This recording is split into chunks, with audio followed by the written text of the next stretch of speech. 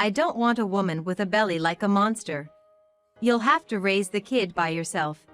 While looking at my swollen belly, 9 months pregnant, Nathan spitefully said. His eyes were sneering, a vulgar smile stretching across his lips. I had always expected this day would come. Despite expecting such an incident, I swiftly went to my room, came back, and presented him with a document. Fine. Here's the divorce papers. I thrust the prepared divorce papers before Nathan, who distorted his face and said, "What the hell? What's this all of a sudden?" "Well, it was your idea. Now sign it quickly. I'll submit it tomorrow." His face rapidly turned red at my provocative words. "Watch closely. I'll make you regret how you've treated and looked down on me all this time. My name is Hillary Johnson. I'm a 28-year-old housewife. Until 2 years ago, I was working for a mobile company. I met Nathan Johnson, my boss at the workplace, when I was 26. It didn't take us long to fall in love and get married after that. Nathan, 6 years older than me, was very dependable, especially when teaching me the ropes at work. Being new to the department and not knowing my way around, I couldn't express how grateful I was for Nathan's precise instructions. As he taught me about work, we became friends and went out to dinner together. When he asked me out, I was over the moon, especially because I had never dated anyone before. It's embarrassing and not something I share often, but being a cartoon enthusiast, I was always more interested in the 2D characters than real-world men. However, seeing high school and college classmates getting married one after another, I started to feel the pressure. When I fell in love with Nathan, I secretly vowed it would be my first and last love. So, when I began dating Nathan and we got married a year later, I was completely elated. Nathan was good-looking and popular among the female coworkers. I was proud to be his wife. At the workplace, many congratulated us, saying, "Congratulations, or though I'm jealous, I wish you happiness." I was basking in unprecedented happiness. I would have never imagined what was in store for us. "Since you're married to me, you'll quit your job, right?" I informed them yesterday. "What?" The day after we submitted our marriage registration. Just as I was eagerly starting our new married life, Nathan said that, "Obviously, I've always wanted my wife to focus solely on household matters. Don't worry. I can support both of us with my income. But this is so sudden. You never told you that before." I never heard from Nathan about quitting my job before our marriage. I began working at my current job due to a recommendation from my father. It wouldn't be right to leave without notice. I wanted to explain this, but Nathan's eyes exerted a silent pressure that told me not to pursue the topic further.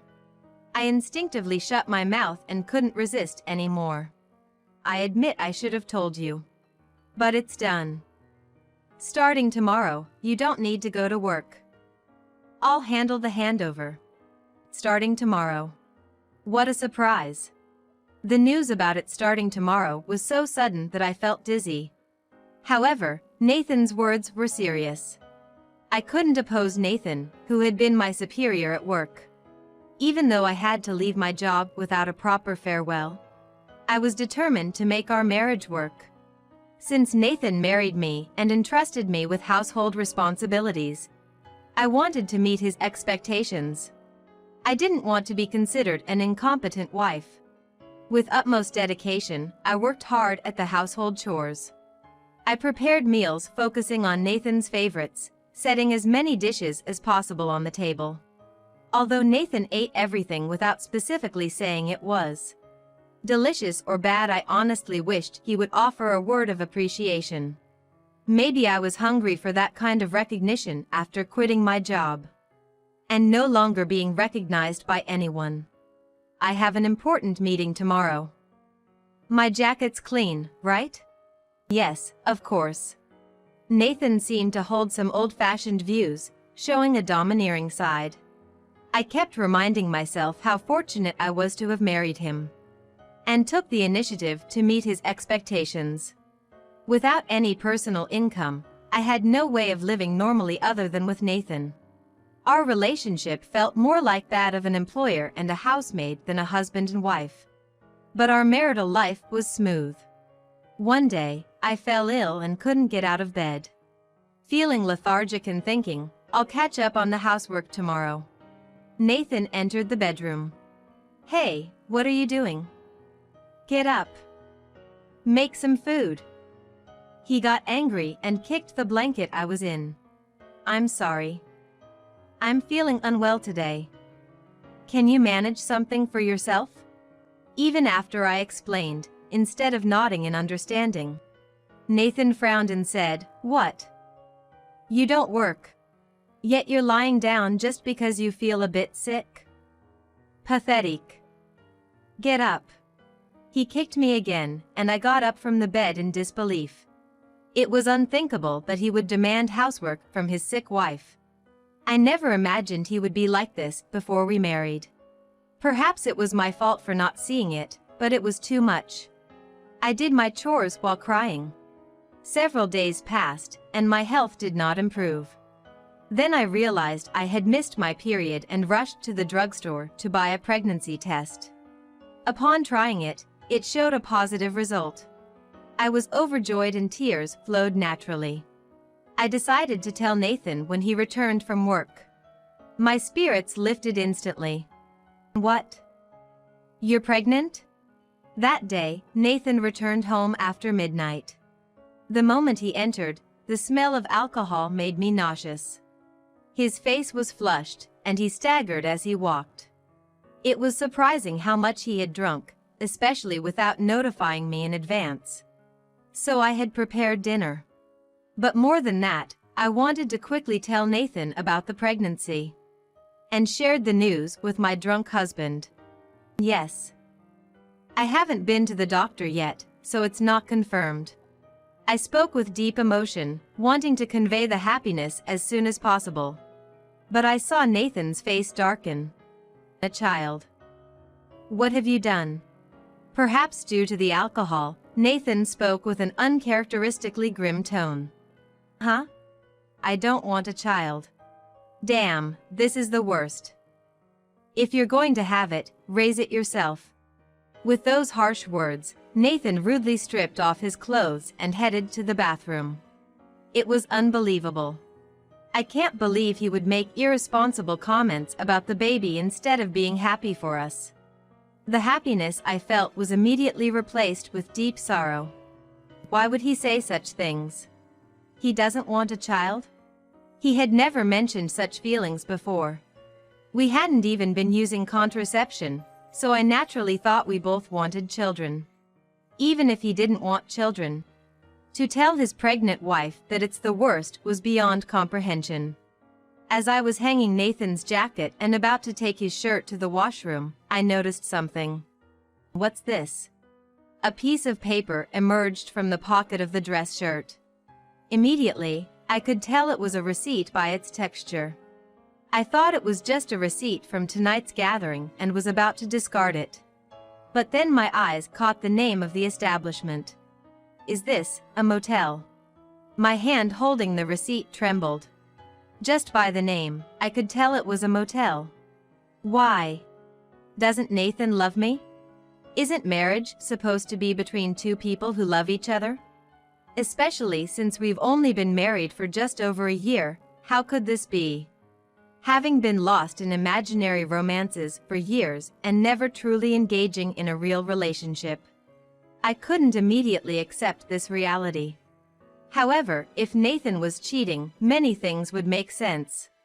Has Nathan been using me from the very start of our marriage? Was he truly in love with the one he was cheating with, and I was just a convenient servant? Is that why he acted that way when he heard I was pregnant? When I started to doubt Nathan, I couldn't stop, and nausea started to set in. Yes. It must be. There's no doubt. Maybe the reason he drove me out of the company was that his mistress worked there. Thinking that, everything started to make sense. He simply wanted stability by marrying me. I couldn't differentiate between what was real and what I was imagining. But the heartless words he hurled at me after finding out I was pregnant were undeniably infuriating. That day, I decided to gather evidence of Nathan's infidelity. From that point on, Nathan's cold behavior towards me became very apparent. Perhaps he couldn't forgive the fact that I was pregnant. Even knowing that I was suffering from morning sickness, he would purposely eat smelly foods near me or nitpick my housework, making me redo tasks. My pregnant body had a lot to endure, and my heart was heavy with dung whenever Nathan harassed me. While enduring Nathan's harassment, I investigated his affair. Nathan never parted from his cellular phone, even taking it to the bathroom, making it impossible to sneak a peek. During the day, when I secretly entered Nathan's room, I found nothing incriminating in his tidy room. He was meticulous even at work, with his desk always in order. Realizing it'd be hard to get a slip-up from him directly, I frequently checked Nathan's pockets for possible evidence like receipts. However, my investigation was proving to be difficult. Should I give up and hire a detective? But I don't have that kind of money. While I was pondering this, I received a phone call. Hello? It's me, your dad. How are you? The caller was my father. He rarely called me, so I wondered what was up. Dad, what's the matter? Aren't you busy with work? Well, my employees have been doing well, so I'm not that busy. My father is the CEO of a company in Canada. He's always been busy since I can remember, and I don't have many memories of playing with him. However, I respected him for his passion for work. So why would he call me out of the blue? And so, what's going on? As I inquired, my father began to reveal a shocking truth. Is that really true? Yes. He's not the type to lie. I want you to believe me. After hearing my father's words, I was in shock and couldn't respond. However, I began to understand the cause of my distress and felt somewhat relieved. Thank you, Dad. I'll do my best. After expressing my gratitude to my father for the valuable information, I hung up the phone. The harvest of my research rose unexpectedly. While I was inwardly pumping my fist in excitement, I couldn't help but get upset by what I had learned. Tensions between Nathan and me only seemed to increase. Nathan continued to be cold to me, even though I was pregnant. Every time he acted that way, I felt a profound hatred towards him. Months of this went on. Finally, an event occurred that broke our life apart. Being 9 months pregnant, I was always cautious around Nathan, living as if holding my breath. I tried to stay out of Nathan's sight, leading a quiet life. Such a stifling life wore me down. One day, I served the dinner I made as usual when Nathan returned and we sat at the dining table. I was quietly eating when Nathan suddenly slammed his fork down. What is this? It's tasteless. With that, he threw the food I made onto the floor. Huh? Why are you doing this? I was taken aback, trying to comprehend the situation. The anger at having the meal I prepared dumped before me gradually welled up inside me. I've been thinking this for a while now, but recently your meals are tasteless. How can you make something so awful? Nathan spat out his complaints. It's true, since becoming pregnant, I've been preparing meals with minimal seasoning. But that's healthier for everyone, and it's only until the baby is born. If he found it that bad, he could have just added salt himself. Why did he have to throw the food?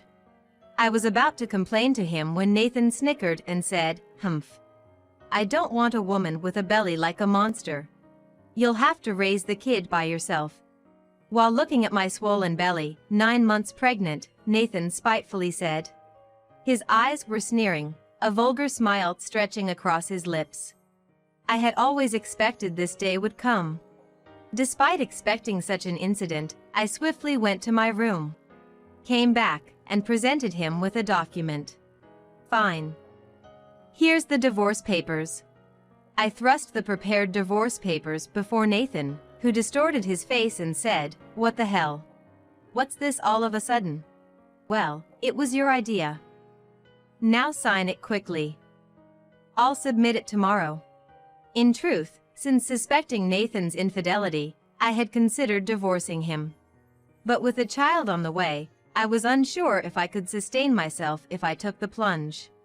Now, however, things were different. Being controlled by Nathan was becoming more intolerable than any other fear. And then I thought of someone.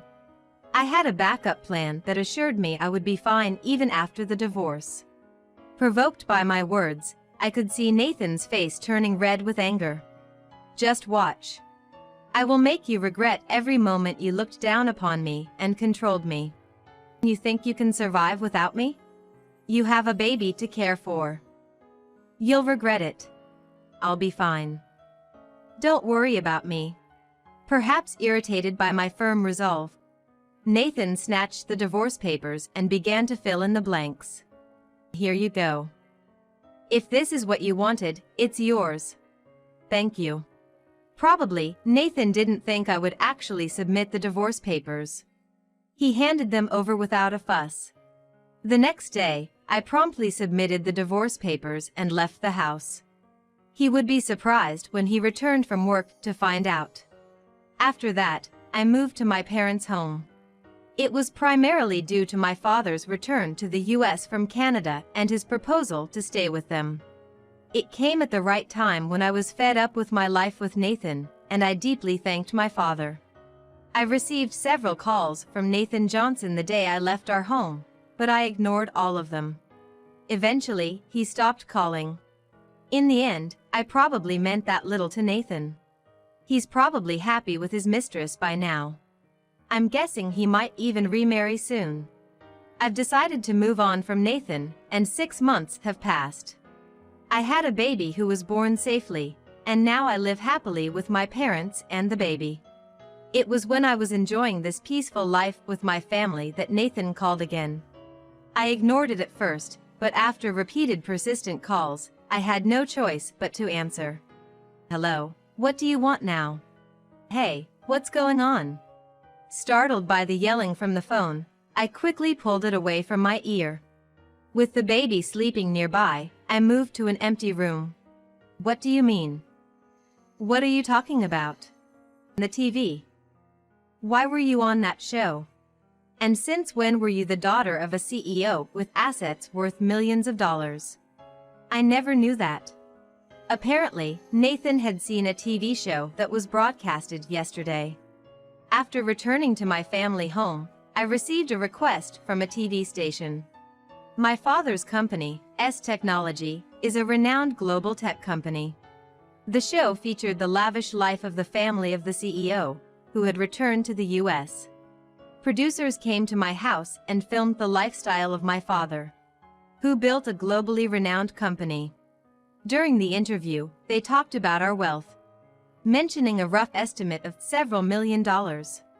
I never imagined Nathan would see that show, but the power of television is truly something. "Oh, I didn't tell you. I have an asset of $29 million due to an advance inheritance. That's why I was able to divorce you." Yes, I had been informed of the inheritance by my father. That's why I had the confidence to live even after divorcing Nathan. "What? That's dirty. Why didn't you tell me about this before? Half of it is mine, right? Give me the money now." Just as I suspected. After seeing the show, all he could think of was extorting money from me. No. Gifts from parents are not included in the property distribution. And are you forgetting your own misdeeds? What are you talking about?